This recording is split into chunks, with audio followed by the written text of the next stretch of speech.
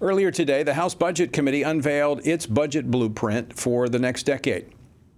The plan would allow for at least $4.5 trillion in tax cuts while slashing spending by at least $1.5 trillion over the coming decade. And if it comes 5 days after the Senate Budget Committee unveiled its FY 2025 budget resolution, which is currently in markup.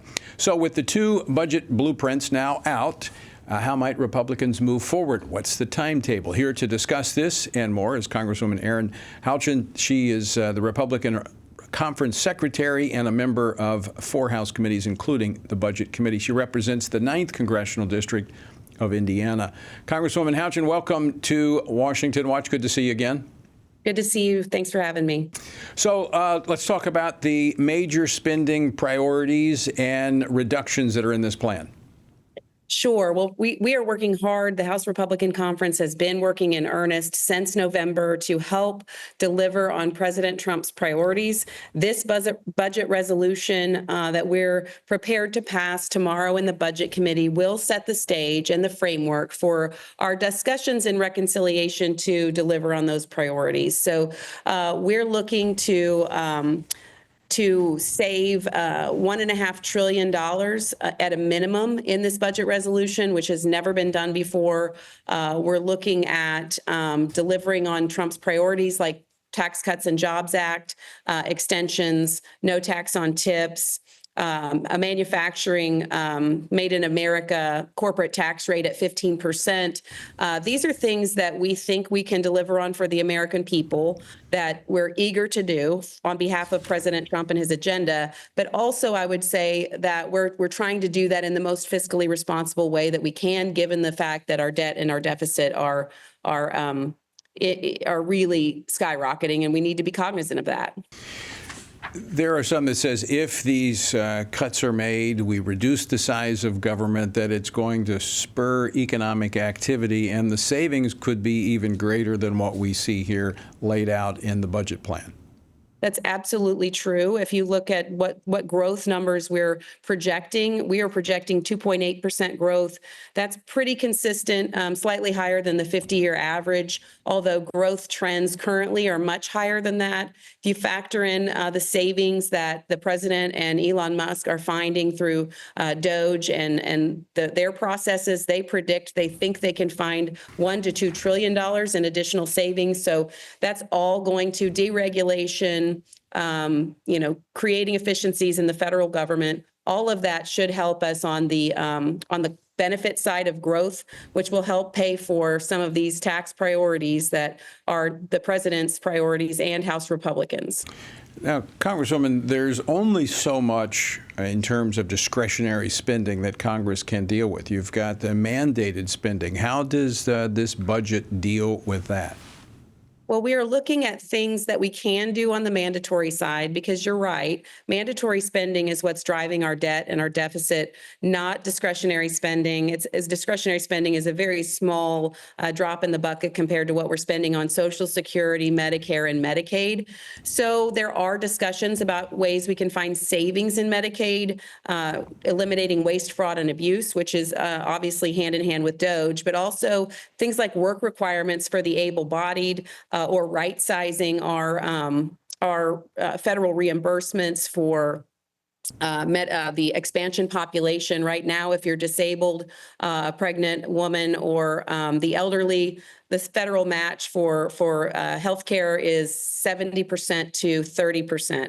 Federal to state. But if you're in the expansion population and are able-bodied, the federal match for that under the Affordable Care Act has been 90% from the federal government to 10% to the state. So looking at those. Let me stop this so people catch what you just said. So those who are able-bodied that could actually work, the disproportionate share, the federal government is giving 90%, paying 90% of that, the state 10%. I mean, correct. One possible approach, I mean, block granting some of this to the states, because the states aren't going to pay that, because they're not going to do it. There's too much accountability at the local level. Yeah, that 90-10 was kind of the carrot that the in the Obama years and following encouraged states to expand the Affordable Care Act by having that federal match be so lucrative. We do need to right size that, and so through federal block grants, I think that is something we can look at. We don't want to impact benefits, and so I think it's important to note that the president has been very clear that he doesn't want any impact to benefits. He doesn't want to change Social Security. But there are things, creative things that I think we can do to find savings in mandatory spending, particularly in Medicaid. So just to be very clear, no one's saying that we need to push Granny off the cliff in the wheelchair. Correct. That is not going to happen under Republican leadership, although we might hear some of that rhetoric from Democrats on the other side of the aisle who do try to say anything we're doing is usually hurting babies and children and puppies and grandma. But they're going to be just fine. We're going to protect working families and retirees and everyday Americans. We are protecting them in our policies that we're putting forward through reconciliation, and we are being fiscally responsible about it. Congresswoman Houchin, the reality is that the path that our spending is on is unsustainable. Is that correct?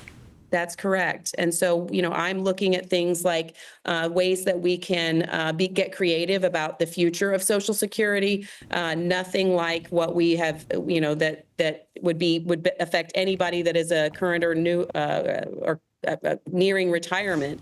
But things like putting the $1,000 in an account when a baby is born and allowing parents to invest that for 65 years through the S&P 500. These are creative solutions that are being discussed around the Hill for ways to protect and safeguard Social Security in the future without impacting, nearing or current retirees. And those are ways we're going to get us on a better fiscal path, but we have to tackle mandatory spending to do it. And that's why we're having those conversations. So with this bill that's going to be marked up tomorrow, it'll be in committee tomorrow, it'll be moving forward, probably a vote a week after next. I think the Congress is back in the district next week. This tees up a vote for the following week. So has the issue been resolved in terms of going forward with budget reconciliation? Is it a one bill or two bill approach? Look, the House view is that we need a one bill approach. I firmly believe if we don't do everything we can in one bill, we will have the potential to fail on tax reform, which cannot happen. If we fail to deliver permanency on the Tax Cuts and Jobs Act or an extension of that, we will deliver the largest tax increase in American history, which I will not support, obviously, and neither will Chairman of the Ways and Means Committee, Jason Smith. So we're working in earnest. I think the one bill approach is the best way to get all of our priorities, including not letting tax lapse. And so we're going to keep pushing for that. The Senate has a different plan, but the first step is this budget reconciliation bill, the instructions that we're going to pass out of committee tomorrow. And when that happens, that will be like the starting line for the race, and we will be allowed to be off to the races once this bill gets out of committee and get to the real work, which is negotiating things like this with the Senate. So final question for you. We're up against the break, Erin. So what's the total time to when do you think this might get to the president's desk? I don't have a number of when it might get to the president's desk. I can tell you that the resolution we should pass out by 9 o'clock tomorrow night. We do have a markup in Budget Committee tomorrow that will start at 9 in the morning and is expected to go all day into the evening with votes around 9 o'clock tomorrow night. Then we have to have we will have our district work period and then be back again. So we will vote the resolution out sometime the following week, and it'll be shipped off to the Senate, where the parliamentarian will have to give their 2 cents on whether or not it stands. So still a lot of work to be done. We're committed to seeing it through and working with the president to achieve his priorities. But it has started. Tomorrow we see moving forward. Yes, Erin Houchin, thank you so much for joining us. Great to see you.